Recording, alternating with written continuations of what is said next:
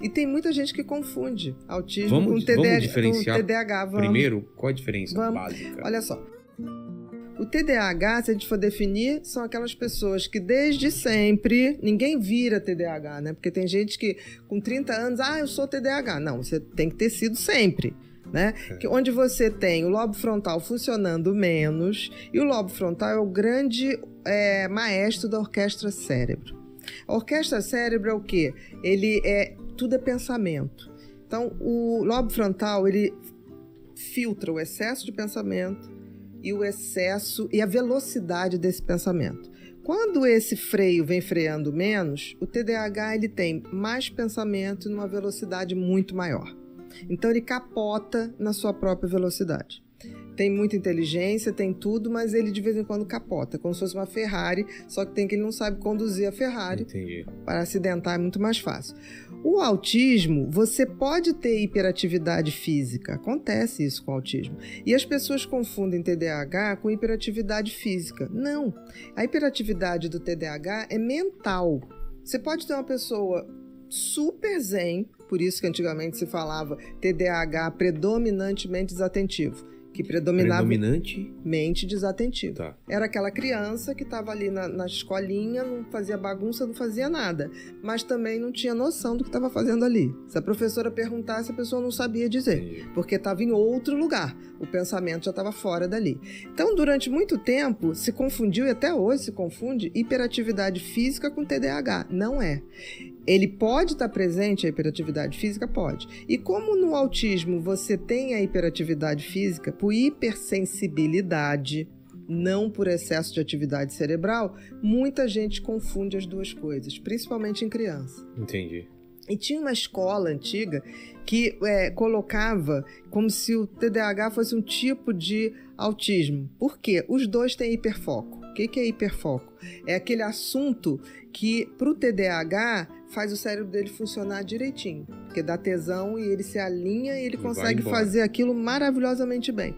No caso do autismo, ele não tem o hiperfoco pela mesma maneira, pela mesma função.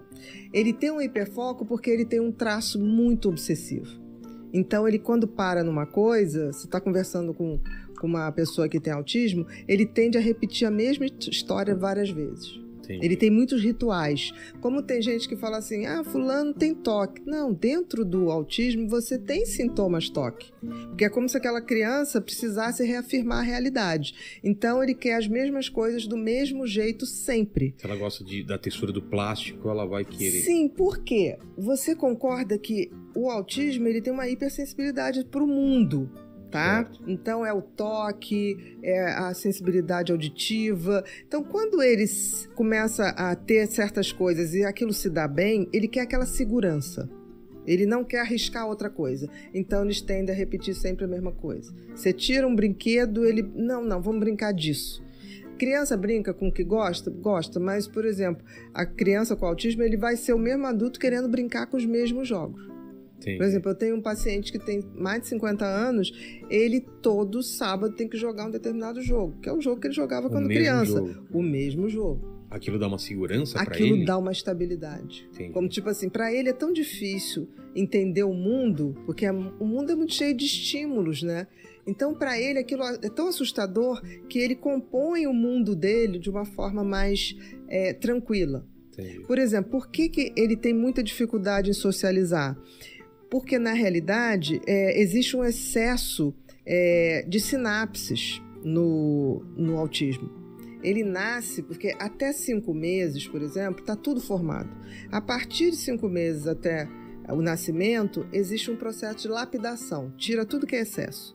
Excesso de sinapses, excesso de células de sustentação.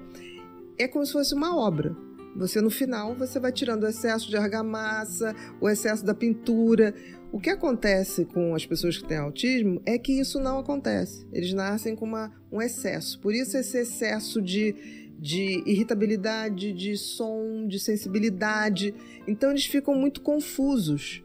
E isso tira deles uma coisa que a gente tem, que é eu leio a sua fisionomia. Isso é feito pelos neurônios numa velocidade de 0,0002 segundos.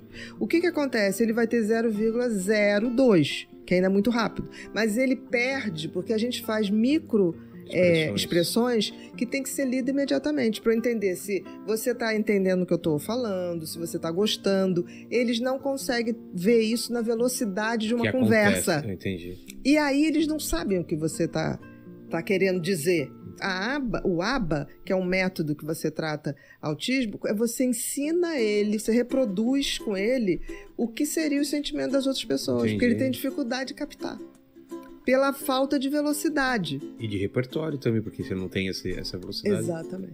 Então, eles perdem esses fragmentos, por isso é tão difícil eles socializarem. Entendi. E você está falando uma coisa, ele continua naquele mesmo assunto. Então, ele é capaz de ficar falando horas de um assunto e que não é você... capaz de perceber da pessoa. Não, que você está entediado, que você está irritado. Pessoa que não conhece, porque aos pouquinhos você vai mudando ali o assunto e ele volta naquele assunto.